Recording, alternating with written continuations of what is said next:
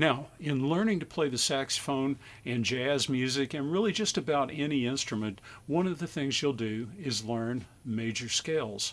Now, in this lesson, in lesson 1, beginning jazz improvisation, lesson 1, it's called the role of the major scale. You'll learn some of the ways the major scale is used in jazz. I mean, it's not used just for playing on major chords. In fact, there are a number of different scales that are derived from the major scale, one of those being the Dorian scale. And now the Dorian scale is a type of minor scale that can be used on minor chords and in minor grooves. So we'll learn how the Dorian minor scale is constructed.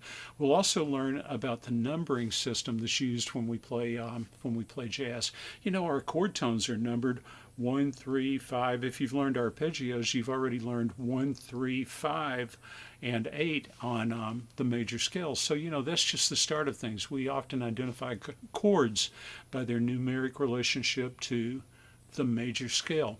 So, you know, there are a lot of roles that the major scale is used for in playing jazz music. Now, one of the things that I like to do in these lessons is some I play, you play practice, where I'll put on a play along track and I'll do some playing and then you answer and we go back and forth. So you'll get a little bit of an introduction to that in this sample. So our sample here, this little video will give you a little bit of an idea regarding the instruction and also a little bit of an idea about how the I play, you play works. So you'll hear a little bit of both as we go along. So stay tuned for a little bit of the sample. Now the lesson altogether is I think right around 25 minutes of instruction for lesson 1. And remember, there are 8 lessons in this series, so it's a pretty comprehensive series that really gets you rolling at playing jazz improvisation, you know, playing jazz and improvising, jamming on your instrument. So stay tuned for the sample, and then I hope you'll consider picking up the series.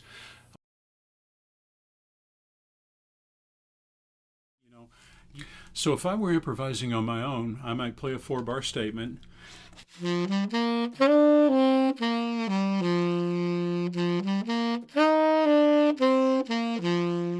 Then I might answer it with.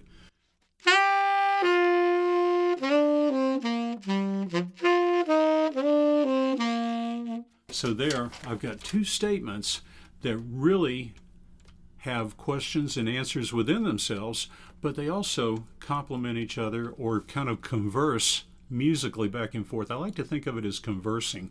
A lot of times we'll talk of a language analogy. We'll use a language analogy often when we talk about jazz improvisation. So I like to create these musical improvised phrases that converse. Okay, now I told you we'd move ahead to a minor scale that's based off of the same major scale we just played.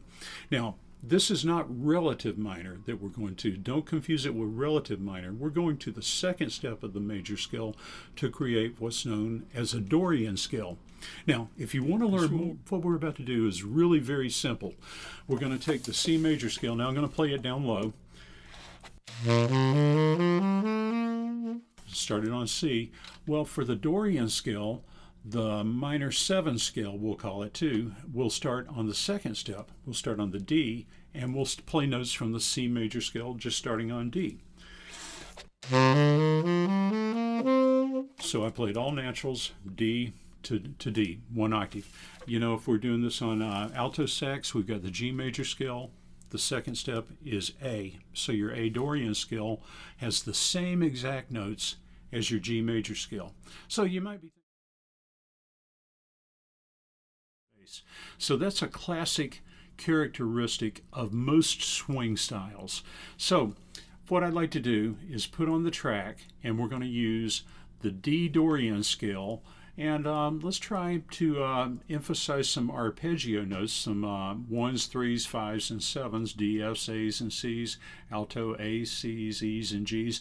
We don't have to emphasize them all the time. We don't have to play exclusively those notes, but I'd love to hear us, I'd love for us to get some of those tones emphasized in our playing. Okay, we'll do the I play, you play. I'll go first, then you're up. Okay, let's have some fun.